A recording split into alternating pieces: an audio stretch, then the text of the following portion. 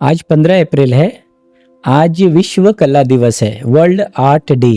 हर साल हम 15 अप्रैल को विश्व कला दिवस मनाते हैं। कला की सुंदरता और उसकी विविधता को सम्मान देने के लिए हम विश्व कला दिवस मनाते हैं। कला जो है सिर्फ एक दो बात के लिए नहीं है, उसके कई आयाम हैं। जैसे चित्रकारी, पेंटिंग, मूर्तिकारी, स्कल्पचर, रेखाचित्र, ड्राइंग, संगीत, म्यूजिक, नृत्य, डांस, थिएटर, हम जानते हैं नाटक, साहित्य, लिटरेचर, वास्तुकला, आर्किटेक्चर, छायाचित्र, फोटोग्राफी, चलचित्र, फिल्म, मोशन फिल्म्स, और आजकल तो डिजिटल आर्ट है, ये भी आर्ट है।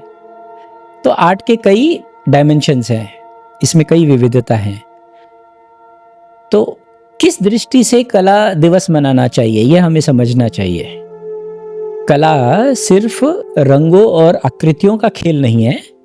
कला जो है वो आपके मानसिक स्थिति को बताता है, आपकी भावनाओं को बताता है, आपकी संस्कृति को दर्शाता है, आपके विचारों को रखता है। इसलिए कला बहुत ही महत्वपूर्ण है। महान सभ्यता की पहचान कैसी हो? आप किसको कहेंगे कि ये सभ्यता अच्छी है, महान है? सिविलाइजेशन। तो मेरे देखे इसके 3 आयाम हैं, विज्ञान, धर्म और कला। तो जो अच्छी सभ्यता है, बड़ी, उन्नत, ग्रेट, महान, उसकी शुरुआत कैसे होनी चाहिए? सभ्यता की शुरुआत हमेशा विज्ञान से होनी चाहिए। विज्ञान से धर्म का जन्म होना चाहिए और धर्म से कला का। अगर इस क्रम से सभ्यता का उत्थान हुआ है, तब आप समझिए वो सभ्यता महान है। जो धर्म विज्ञान पर आधारित नहीं है, वो तो पाखंड होगा। और जो कला धर्म पर आधारित नहीं है, उसमें तो भद्दापन होगा, है ना? आज हम जिस कला को देख रहे हैं, आप उससे समझ लीजिए। मीरा भी नाचती थी और लोग शराब पीकर भी नाचते हैं। कोई धर्म के लिए नाचता है, कोई मादकता में नाचता है, लेकिन फर्क है नाचने में, मौलिक फर्क है।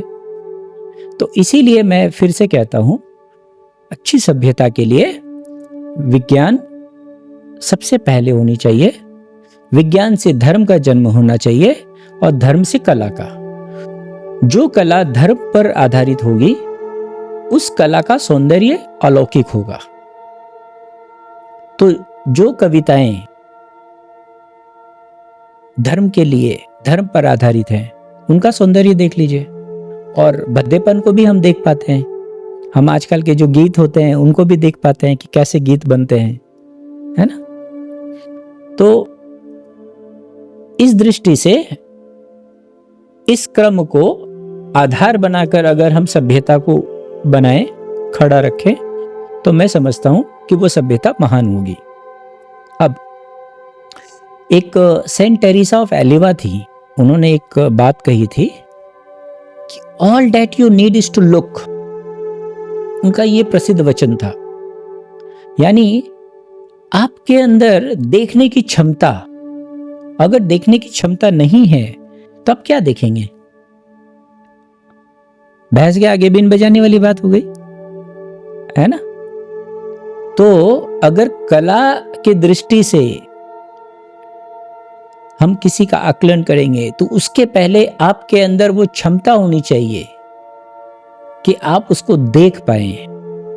और ये जो देखने की जो दृष्टि है, ये जो दृष्टि है, वो आपको कहां से आएगी? वो आपको धर्म से आएगी, और ऐसे धर्म से जो विज्ञान पर आधारित है। जो कला है, आर्ट जो है वो थेरेपी का काम करता है। वो कभी भी डिस्ट्रक्टिव नहीं होता है। आर्ट ने कभी कोई डिस्ट्रक्शन नहीं किया, बल्कि मैं एक उदाहरण देना चाहता हूं आपको हिटलर का कि इस सदी में जो सबसे बड़ा विनाशकारी घटना जो घटी वो विश्व युद्ध था, और उसके नेता कौन थे? हिटलर, है ना। और आपको शायद नहीं पता हो कि हिटलर अकादमी ऑफ फाइन आर्ट्स में एक बार नहीं 2 बार एप्लीकेशन किया था कि भाई मुझे एडमिशन ले लो।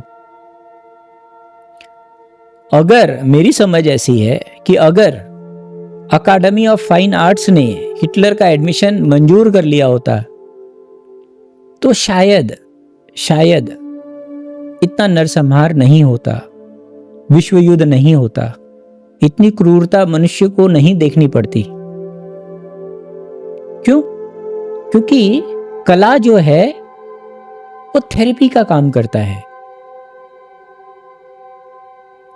आप देखिए, जो पिकासो का जो क्यूबिज्म है वो क्या है?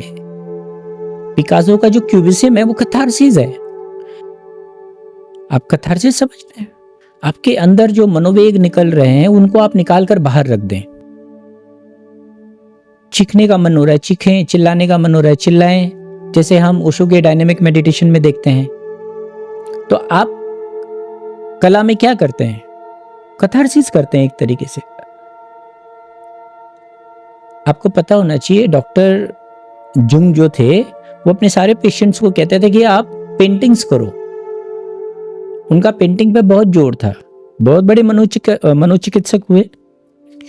वो अपने सारे पेशेंट्स को कहते थे कि आप पेंटिंग्स करो, आप किसी भी ढंग के कला में उतरो। तो मनोचिकित्सक ये कहते हैं कि कला से आप जीवन में आपके अंदर जो कुछ भी है आप उसको एक्सप्रेस करते हैं। कला में आप क्या करते हैं? आपके अंदर जो भाव हैं उसको आप बाहर निकालते हैं। और मानसिक रोग कैसे होते हैं? जब आप किसी भावनाओं को रोकते हैं, रिप्रेशन करते हैं, है ना, तभी तो आप मानसिक रुग्ण होते हैं। तो कला क्या हो सकती है? कला जो है वो थेरेपी हो सकती है। अपने जीवन में कलाओं को जिंदा रखिए किसी न किसी ढंग से।